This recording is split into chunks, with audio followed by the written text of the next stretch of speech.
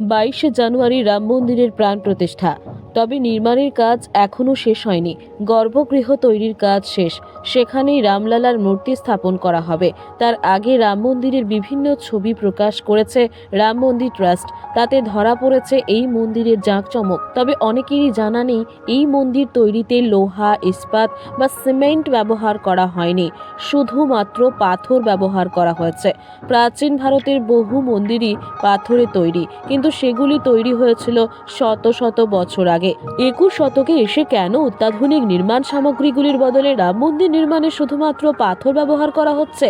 না, এর পেছনে কোনো ধর্মীয় কারণ নেই, বরং রয়েছে বিজ্ঞান। রুরকির সিএসআই এর সেন্ট্রাল বিল্ডিং রিসার্চ ইনস্টিটিউটের ডিরেক্টর অধ্যাপক রামঞ্চরালা প্রদীপ কুমার জানিয়েছে, মন্দিরটিকে ভূমিকম্প প্রতিরোধী হিসেবে তৈরি করতেই মন্দির নির্মাণে লোহা এবং সিমেন্টের বদলে শুধুমাত্র পাথর ব্যবহার করা হয়েছে।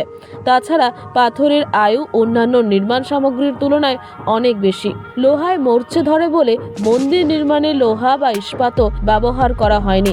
একটি নমনীয় ধরনের পাথর ব্যবহার করা হচ্ছে রাম মন্দিরে। রাম মন্দির নির্মাণে শুধুমাত্র পাথর ব্যবহার করা হচ্ছে না, এর পেছনে কোনো ধর্মীয় কারণ নেই, বরং রয়েছে বিজ্ঞান। রুরকির সিএসআই এর সেন্ট্রাল বিল্ডিং রিসার্চ ইনস্টিটিউটের ডিরেক্টর অধ্যাপক রামঞ্চরালা প্রদীপ কুমার জানিয়েছেন, মন্দিরটিকে ভূমিকম্প প্রতিরোধী হিসেবে তৈরি করতেই মন্দির নির্মাণে লোহা এবং সিমেন্টের বদলে শুধুমাত্র পাথর ব্যবহার করা হয়েছে। তাছাড়া পাথরের আয়ু অন্যান্য নির্মাণ সামগ্রীর তুলনায় অনেক বেশি।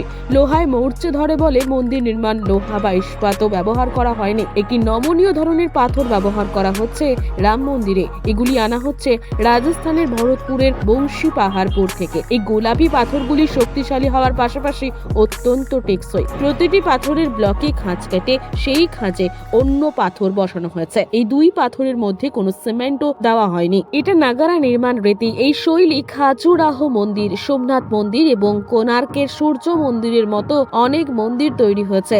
তবে মন্দির নির্মাণের শুরুতেই চিন্তায় পড়েছিল রাম জন্মভূমি তীর্থক্ষেত্র ট্রাস্ট। ট্রাস্টের সাধারণ সম্পাদক চম্পদ রায় জানিয়েছেন, ভিত তৈরির আগে মাটি পরীক্ষা করা হয়েছিল। দেখা গিয়েছিল মন্দিরের নিচে মাটির পরিবর্তে আলকা বালি রয়েছে।